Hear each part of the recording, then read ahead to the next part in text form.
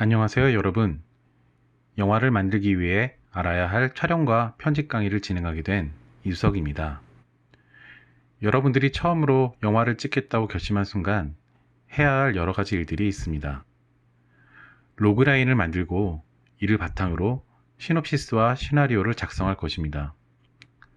시나리오를 완성한 뒤에 가장 먼저 할 일은 어떻게 촬영할 것인가를 생각하고 결정하는 것입니다. 피사체를 어떤 크기로 찍을 것인가, 어떤 구도로 찍을 것인가, 카메라를 어떤 각도로 놓고 찍을 것인가, 이런 고민을 한 뒤에 영상을 촬영합니다. 시나리오는 촬영을 통해 영상화됩니다. 그래서 어떻게 촬영할 것인가는 대단히 중요합니다. 이렇게 촬영된 영상은 편집 과정을 거쳐서 한 편의 영화로 만들어지게 됩니다. 사실 촬영과 편집은 한 몸 같습니다. 연출과 촬영, 편집이 각각 존재하는 것이 아니라 프로덕션 전체의 과정을 이해하고 서로가 유기적으로 연결된 한 몸처럼 연결됩니다. 그래서 촬영이나 편집은 각각 존재하는 것이 아니라 서로를 위해 존재합니다. 이번 과정에서는 영화를 만들기 위해 알아야 할 촬영과 편집이라는 제목으로 처음 영화를 만들고자 하시는 분들에게 도움을 드리려고 합니다. 숏은 우리가 사물을 바라보는 관습적인 시선을 사용합니다. 영화는 사람들이 바라보는 시선을 연구하여 다양한 형태로 분류하였습니다. 숏의 정의, 사이즈와 앵글, 카메라의 움직임은 촬영할 때 필요한 기본 중의 기본입니다. 이번 강좌에서는 다양한 숏의 내용들을 살펴보고 영화를 만들 때 분류된 숏이 어떻게 사용되는지 알아보겠습니다. 인형놀이라는 단편 독립영화를 준비하였습니다. 짧은 3분 28초 정도 되는 영화입니다. 이 영화에서 사용된 미장센과 헐리우드 편집 기법, 몽타주 기법에 대해 살펴보고 이를 통해 영화에서 적용된 편집 기법에 대해서 살펴보고자 합니다.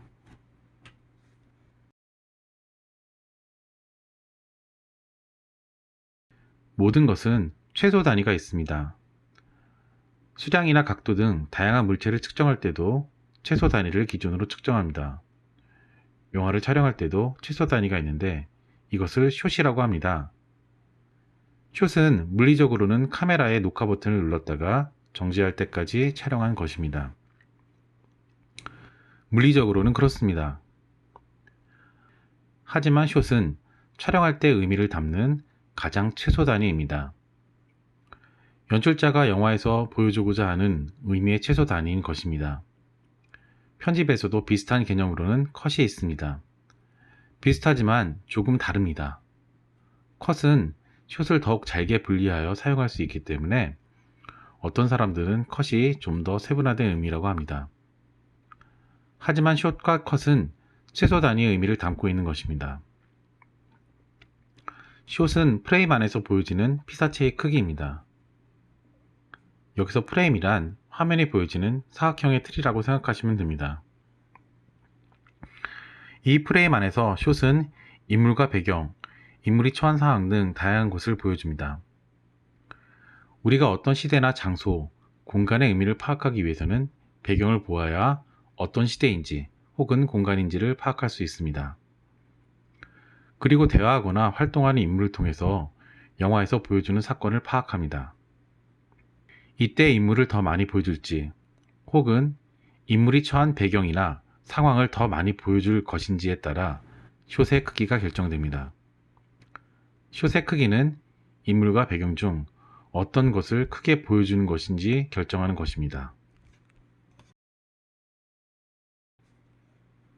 이러한 숏에는 여러 종류가 있습니다.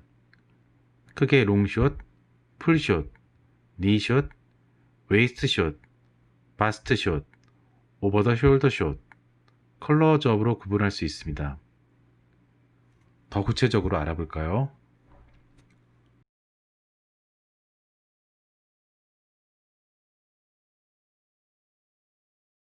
롱숏은 인물보다는 배경이 더욱 크게 보입니다. 인물이 작게 등장하는 숏입니다. 롱숏은 인물보다는 인물이 있는 장소, 상황, 분위기를 보여주는 것에 집중합니다. 그래서 인물은 배경에 비해서 대단히 왜소하게 보입니다.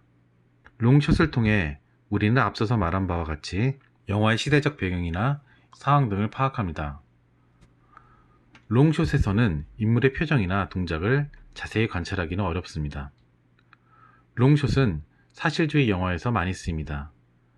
사람의 동작뿐만 아니라 촬영 현장의 상당 부분을 잡을 수 있기 때문에 사건의 전개를 잘 설명할 수 있기 때문입니다. 그래서 화면 구성을 통해 의미를 전달하기 좋습니다. 아무리 봐도 이상한데. 심각하긴. 풀숏은 롱숏처럼 인물보다는 배경에 집중합니다.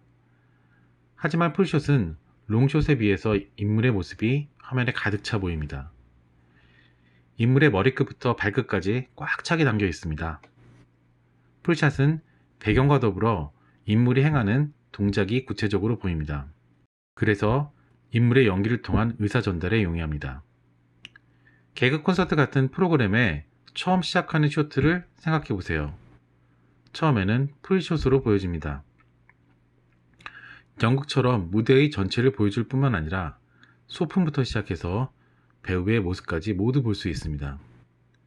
찰리 채플린도 영화에서 풀숏을 사용하여 배우의 동작과 상황 설명, 상대방의 반응이나 미세한 표정 변화까지 담아냈습니다.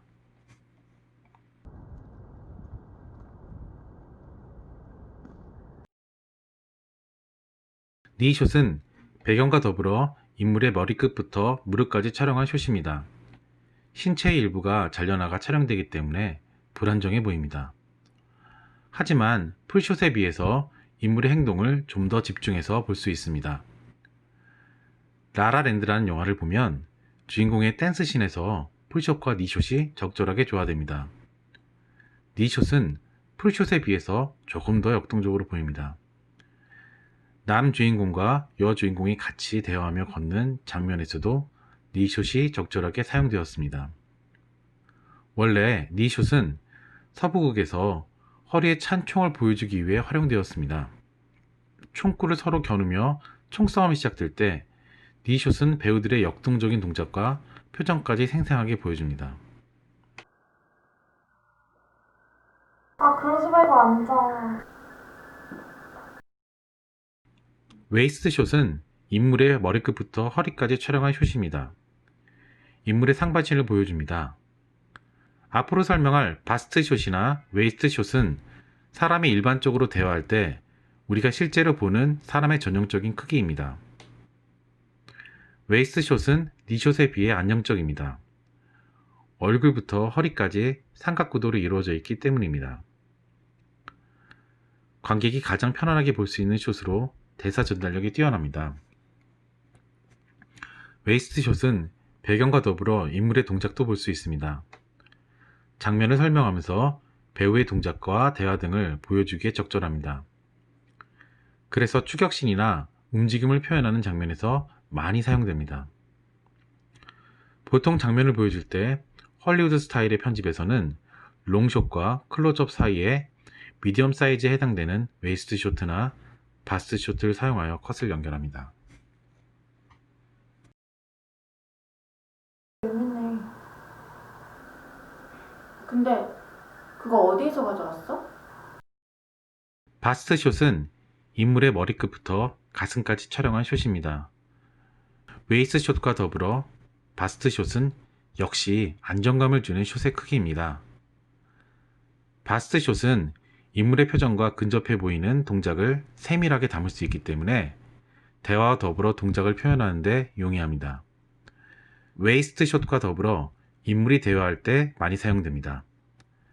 대사 전달력이 가장 뛰어난 숏으로 보통 뉴스나 인터뷰 영상에서 가장 많이 선택되는 숏의 사이즈입니다. 그래서 굉장히 안정감이 있습니다.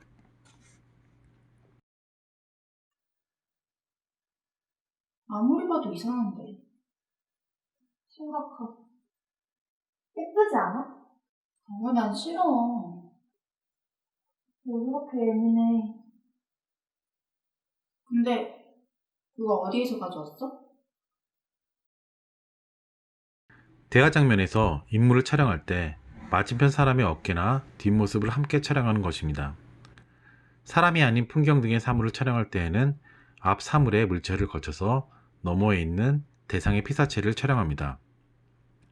이때 맞은편 사람이나 사물이 화면에 동시에 보이기 때문에 인물의 관계성이나 두 피사체의 연계성을 표현하고 싶을 때 사용합니다.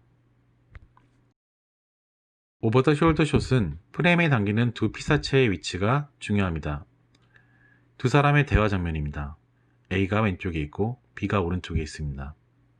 A의 어깨 너머로 B의 얼굴이 보입니다. 이때 B의 얼굴은 A보다 오른쪽에 있습니다.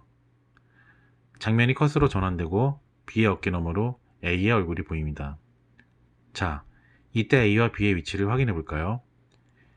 B의 뒷모습은 오른쪽에 있고 B 너머에 있는 A는 왼쪽에 있습니다. 만약 이런 위치가 잘못되어 나온다면 관객은 혼란을 느끼게 됩니다.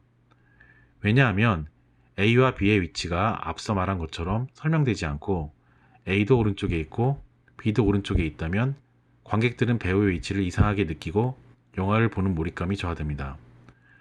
배우가 서로 대화하는 연기 장면을 관객들이 몰입감 있게 보게 하려면 오버 더 숄더 숏에서 배우들의 위치를 정확하게 보여줘야 합니다. 이런 화면의 원리를 180도 법칙이라고 합니다. 180도 법칙과 이미지너리 라인에 대한 설명은 미장센 편에서 좀 더 설명하도록 하겠습니다. 너가 가져간 거 아니야? 아니야, 나도 몰라. 인물을 기준으로 얼굴만 담는 숏입니다. 이때 어깨선을 포함하여 촬영하느냐 혹은 얼굴의 특정 부위를 확대해서 보여주냐에 따라서 클로즈업, 미디엄 클로즈업, 익스트림 클로즈업 등으로 세분화되기도 합니다. 사실 클로즈업은 우리의 시선으로는 웬만해서는 만들기 힘든 숏의 사이즈입니다. 우리가 일상적으로 보는 시선은 풀숏, 웨이스트 숏, 바스트 숏 등입니다. 클로즈업은 바라보고 싶은 피사체를 확대해서 보는 것입니다. 그래서 클로즈업으로 찍은 쇼트는 사람의 감정이나 극도의 속도감 혹은 피사체가 가지는 질감을 통해 연출자가 표현하고자 하는 것을 보여줍니다. 누군가를 사랑하거나 증오하는 모습을 표현하기 위해서는 클로즈업이 필요합니다. 사람의 희열과 공포, 증오는 다양한 연기로 표현할 수도 있지만 배우의 표정을 통해 우리는 훨씬 자극받고 느끼게 됩니다. 사물이 움직이는 피사체라면 멀리 날아가는 비행기보다는 눈앞에 움직이는 자동차가 훨씬 빠르게 느껴지는 것처럼 클로즈업은 빠르게 움직이는 속도감을 표현할 수 있습니다. 그래서 자동차의 추격신에서 우리가 속도감을 느끼는 부분은 클로즈업으로 피사체가 프레임에서 크게 움직이며 보일 때입니다. 히치콕 감독의 영화를 보면 공포에 질린 사람을 익스트림 클로즈업으로 표현합니다. 공포에 질린 눈을 극대화하여 관객들도 같이 공포를 느끼게 했습니다. 브로크백 마운틴이라는 영화를 보면 애니스가 죽은 잭의 옷을 보면서 오열하는 장면이 나오는데 이때도 클로즈업으로 표현됩니다. 4월 이야기의 여주인공 우즈키가 첫사랑을 만나는 장면을 떠올려 보세요. 첫사랑을 바라보는 우즈키의 모습이 클로즈업으로 보입니다. 사물을 클로즈업으로 표현할 경우 사물이 가지고 있는 색이나 질감을 통해 의미를 전달하기에 용이합니다. 잔다르크의 순환이라는 1928년도 영화를 보면 잔다르크와 성직자의 클로즈업은 질감에서 크게 대조를 이룹니다. 박고랑처럼 갈라진 주름이 굵게 간 성직자의 얼굴, 그에 비해 훨씬 부드럽게 표현된 잔다르크의 얼굴은 고압적인 태도와 위력을 가진 성직자의 모습과 상대적으로 희생양이 된 잔다르크의 모습을 대비해서 보여줍니다. 지금까지 숏의 다양한 크기에 대해서 알아보았습니다. 사실 우리가 사물을 바라보는 시선은 관습적인 면이 있습니다. 내가 관심이 있는 사람이나 사물은 좀 더 가까이 가서 크게 보고 싶을 것입니다. 관심이 없거나 외면하고 싶은 것 혹은 주변의 일상은 좀 더 거리를 두고 지켜보기 마련이죠. 숏의 사이즈는 이러한 관습적인 시선을 가지고 있습니다. 그래서 촬영할 때 이러한 숏의 크기를 잘 결정하여 촬영한다면 여러분들이 표현하고자 하는 영상의 의미를 좀 더 잘 담아 촬영할 수 있습니다. 이러한 숏들이 편집을 통해서 의미와 의미가 연계되거나 충돌하는 다양한 상황들을 통해 관객들은 여러분이 보여주고 싶은 이야기의 의미를 잘 알게 될 것입니다.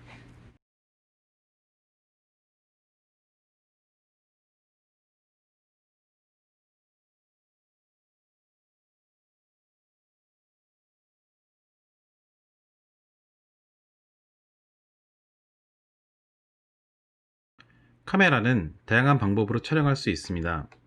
이번 시간에는 먼저 앵글에 대해 배워보기로 하겠습니다. 앵글이 뭘까요? 앵글이가 아니라 앵글입니다. 앵글은 쉽게 말해서 쳐다보는 각도입니다. 사실 앵글은 여러분도 이미 알고 있는 개념입니다. 예를 들어 학교 다닐 때 교실에서 선생님을 봤던 기억이 있을 것입니다. 여러분은 앉아있고 선생님은 교탁 위에 서 있기 때문에 자연스럽게 올려다 보았을 것입니다. 물론 선생님이라는 권위가 있기 때문이겠지만 그렇게 올려다보면 선생님이 매우 커 보였을 것입니다. 반대로 학교가 끝나고 집에 가다가 길에서 파는 병아리를 본 적도 있을 것입니다. 어땠나요? 작고 귀여웠을 것입니다. 또 연약해 보이기도 했을 것입니다. 물론 상대가 선생님이거나 병아리이기 때문에 직접적으로 비교하기는 어렵지만 여러분이 상대방을 올려다보거나 내려다보는 각도에 따라서 상대가 위대해 보이거나 연약해 보이는 효과가 숨어 있습니다. 앵글이란 그런 눈높이의 각도에 대한 것입니다. 어떤 위치에서 상대방을 바라보느냐에 따라 전혀 다르게 보일 수도 있거든요. 이거 재밌지 않습니까? 그럼 지금부터 카메라 앵글에 대해 보다 구체적으로 살펴보겠습니다. 앵글이란 인물을 촬영할 때 카메라와 인물 사이의 각도를 의미합니다. 즉, 카메라가 인물을 촬영할 때 실제로 우리가 상대방을 바라볼 때의 각도랑 비슷합니다. 그러니까 누군가를 올려다보거나 내려다보는 것을 카메라 앵글이라고 말할 수 있습니다. 또 카메라 앵글은 주관적인 감정, 인물 간의 힘과 권력의 관계까지 표현할 수 있어요. 그러니까 여러분이 상황에 따라 적절한 앵글을 선택하여 사용한다면 인물의 느낌을 잘 살릴 수 있을 것입니다. 이런 앵글은 여러 가지 종류가 있습니다. 크게 부감, 안각, 아이 레벨, 사각 혹은 더치 앵글, 그리고 직부감으로 구분할 수 있습니다. 더 구체적으로 알아볼까요?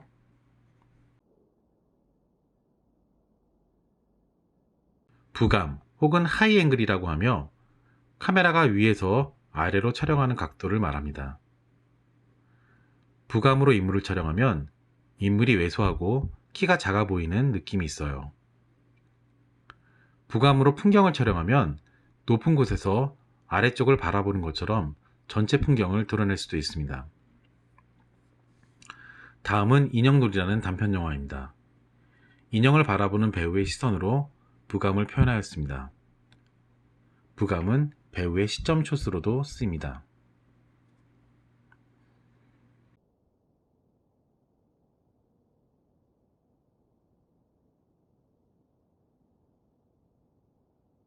안각 또는 로우 앵글이라고 하며 카메라가 아래에서 위로 촬영하는 각도를 말합니다. 안각으로 인물을 촬영하면 인물이 위대해 보이고 키가 크고 어깨가 넓어 보이는 느낌이 있어요. 그리고 안각으로 풍경을 촬영하면 건물들이 크고 위압감 있게 표현됩니다.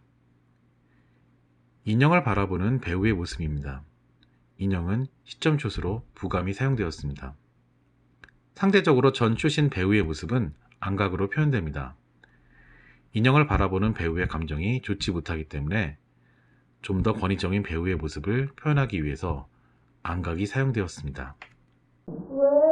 이것도 다 인연인데. 우리 아주 좋다. 잘 어울리자. 아이레벨은 카메라와 인물이 평행을 이루는 각도입니다. 즉, 눈높이 그대로 바라보는 모습입니다. 그래서 아이레벨은 특별한 의미 없이 힘의 균형이 맞는 앵글이라고 할 수 있습니다. 비교적 객관적인 시선으로 인물을 표현할 때 사용하면 좋은 앵글이라고 할 수 있습니다. 인형놀이 영화에서는 인형을 놓고 두 배우가 대립합니다. 이때 배우가 바라보는 서로의 시선은 동등합니다. 그래서 힘의 균형이 맞는 것처럼 보이죠.